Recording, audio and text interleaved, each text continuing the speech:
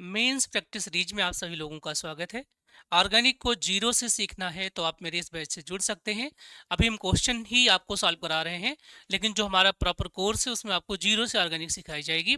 इस रिएक्शंस में मुझे प्रोडक्ट बनाना है और इसको मैकेनिज्म के साथ ही मैं आप लोगों को बताऊंगा। बड़ा इंपॉर्टेंट क्वेश्चन है, बार बार एग्जाम में आता है, तो इसमें कई सारे फैक्ट भी आपको मिल जाएंगे एक छोटे से क्वेश्चन में।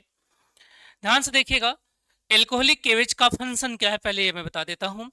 ये जो आपके पास केवेज है ना, ये एक बेस होता है, और जो C2H5OH है आपका, एक तरीके से अगर हम कह दें ये स्लाइटली एसिडिक होता है। क्या होता है? बहुत वीक एसिडिक है।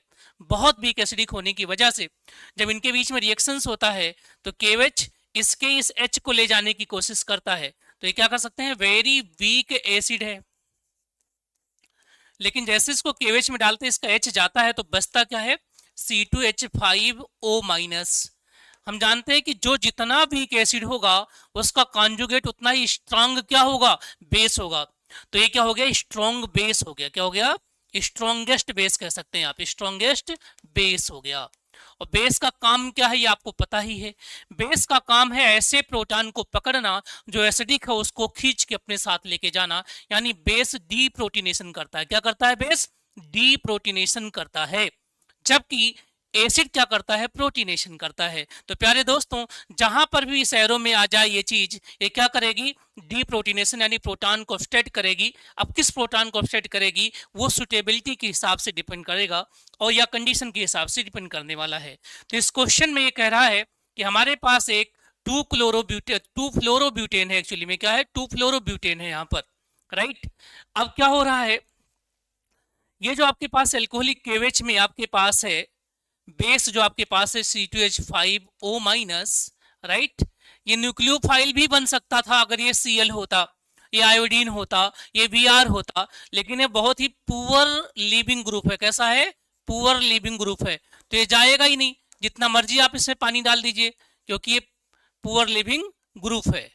क्लियर है? अगर ये जाता तो ये यहाँ पर अटैक कर देता, SN रिएक्शन हो जाता, SN1 या SN2 टाइप का रिएक्शन हो जाता। लेकिन फ्लोरीन के पुअर न होने के वजह से ये चीज हो नहीं पा रही है। तो अब ये क्या करेगा, ये दो काम कर सकता है। यहां पर हाइड्रोजन है 3, ठीक है, और यहां पर भी हाइड्रोजन कितने हैं, 2, राइट। अब ये किसी एक हाइड्रोजन पे अटैक कर सकता है, हम दोनों पे कराने की कोशिश करते हैं, ठीक है।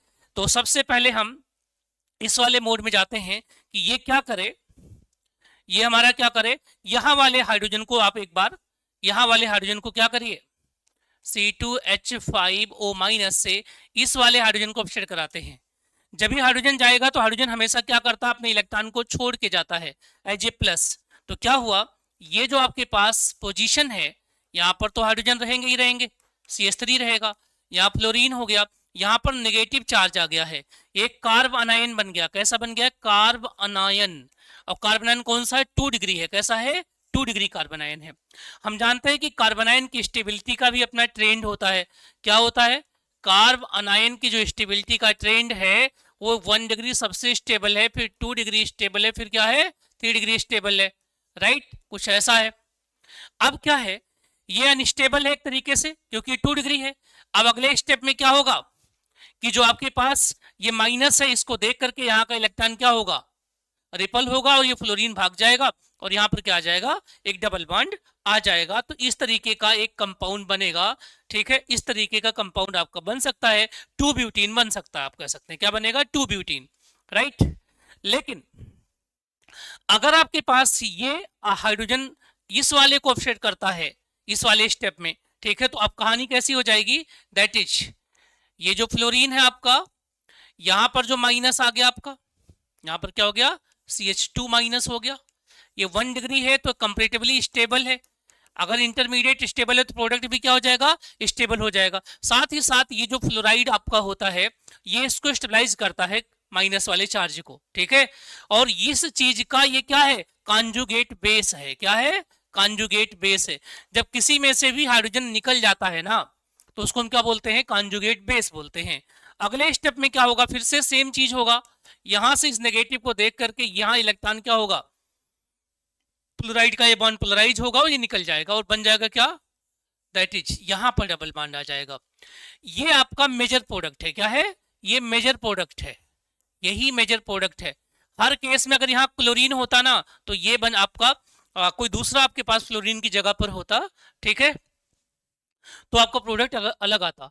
मेजर प्रोडक्ट हो गया और ये क्या हो गया, माइनर प्रोडक्ट। हर जगह पर आप देखते थे कि जो ज्यादा सब्स्टिट्यूटेड है वो मेजर होता था, लेकिन इस केस में उल्टा हो जाता है।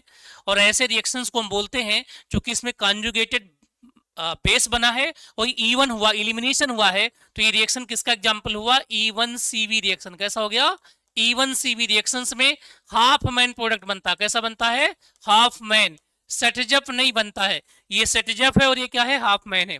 तो E1CV रिएक्शंस अपने आप में बहुत एग्जांपल है। अगर आपको ये सेशन अच्छे लगते हैं तो प्लीज चैनल को लाइक करिए, सब्सक्राइब करिए और लोगों तक पहुंचाइए। Thank you so